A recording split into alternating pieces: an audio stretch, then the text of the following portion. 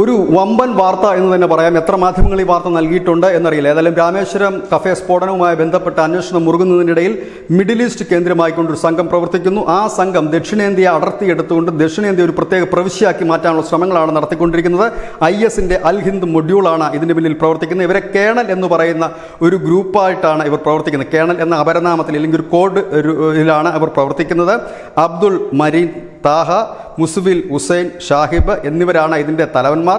ഇവർ മിഡിൽ ഈസ്റ്റിലിരുന്നാണ് ഇതിനു വേണ്ടിയിട്ടുള്ള പണം മുടക്കുന്നതും മറ്റു നിയന്ത്രണങ്ങളും ഏർപ്പെടുത്തുന്നത്. ഇവരുടെ ലക്ഷ്യങ്ങൾ ദക്ഷിണേന്ത്യയിലുള്ള ക്ഷേത്രങ്ങൾ തകർക്കുക, ഹിന്ദു നേതാക്കളെ വധിക്കുക, പ്രധാനപ്പെട്ട സ്ഥലങ്ങൾ തകർക്കുക തുടങ്ങി ഒരു അരാജകത്വം ദക്ഷിണേന്ത്യയിൽ സൃഷ്ടിച്ചുകൊണ്ട് അവിടെ ഒരു പ്രത്യേക പ്രവിശ്യ സൃഷ്ടിച്ചെടുക്കുക. IS-ന് ഒരു രീതിയാണ് പല രാജ്യങ്ങളിലും പ്രത്യേകം പ്രവിശ്യകൾ രൂപീകരിക്കുക എന്നുള്ളത്. അത്തരത്തിലൊരു പ്രവിശ്യ രൂപീകരിക്കുക എന്നുള്ളത് തന്നെയാണ് ഇവരുടെ ലക്ഷ്യം. നമുക്കറിയാം, ഈ പോപ്പുലർ ഫ്രണ്ടിനടക്കം ഫണ്ട് ചെയ്തവരൊക്കെ നാട്ടിൽ വരാൻ കഴിയാതെ വിദേശ രാജ്യങ്ങളിൽ ഇപ്പോഴും തങ്ങുന്ന ഒരു സാഹചര്യമുണ്ട്. അവിടെ നിന്നാണ് പുതിയൊരു വാർത്ത കൂടി വരുന്നത്. മിഡിൽ ഈസ്റ്റ് കേന്ദ്രീകരിച്ചുകൊണ്ട് ദക്ഷിണേന്ത്യ വിഭജിച്ചുകൊണ്ട് കട്ടിംഗ് സൗത്ത് എന്ന രീതിയിലേക്ക് മുമ്പോട്ട് പോകാനൊരു നീക്കം നടത്തുന്നതായിട്ട് NIA കണ്ടിരിക്കുന്നു. NIA ഏതായാലും ഇതിൻ്റെ അന്വേഷണവും ആരംഭിച്ചു കഴിഞ്ഞിരിക്കുന്നു. കേണൽ എന്ന ഗ്രൂപ്പ് ആണ് ഇതിൻ്റെ പിന്നിൽ പ്രവർത്തിക്കുന്നത്. അതൊരു അപരനാമമാണ്.